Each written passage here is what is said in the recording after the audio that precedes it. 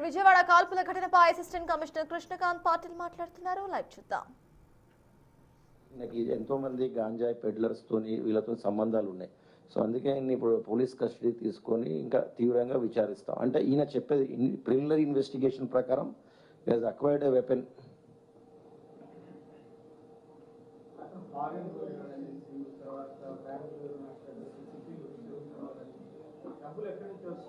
So అదన్నీ విచారణలో తేలుతండి. ఇప్పుడు ఇనీషియల్గా ఈయన డీటెయిల్స్ పాస్పోర్ట్ తీసుకొని ఇనిషియల్ ప్రిలిమినరీ వచ్చిన డీటెయిల్స్ ఇచ్చాము.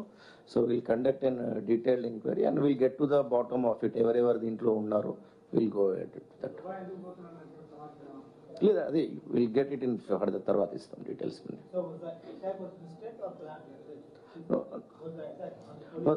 Attack on police was not planned. Since it was a random coordinate search program, the accused got panicked. In his defense, he wanted to escape. Since he was surrounded all sides by the police, with no option, he tried to open fire, but the weapon didn't work, or he was not able to handle it, and our personnel were able to nab him. And that's the reason not only pistol, even a pepper spray, and even an electric tweezer has been seized from him.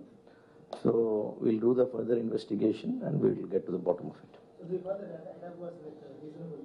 So do you think the attack was reasonable? No, attack is not reasonable, and we'll The most police can do is seize the item. No, we have seized the item, we have booked the case, and we'll seek police custody, and we'll ensure that he gets conviction and he gets is remanded, is in jail. You see that his conviction is given. So weapon ekkada ఈ weapon అయితే as of now ఇప్పుడు బీహార్లో చేసింది. Country made weapon ఇది, hand made weapon ఇది. దాంట్లో problem కూడా ఉంది. అది రెండు ఇట్ ఈస్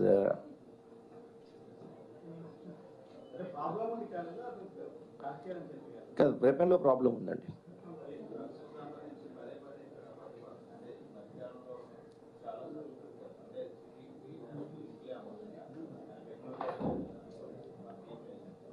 కదండి, ఇప్పుడు మనం టీమ్స్ ఫామ్ చేసి బెంగళూరు ఇంకా ఈయన ఎక్కడెక్కడికి వెళ్ళాడో అన్ని డేటా ఇచ్చి స్పెషలైజ్ టీమ్స్, మేము టాస్క్ ఫోర్స్ ఈగిల్ కలిసి ఇప్పుడు అన్ని ఫామ్ చేసి విల్ టేక్ యాక్షన్.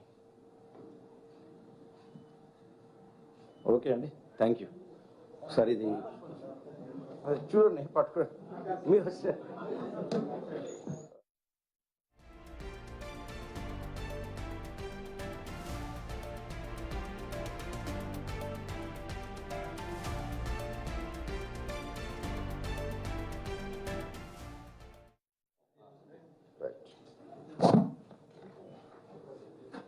దామోదర్ పట్టుకో, ఇక నూరైతే పట్టుకోండి.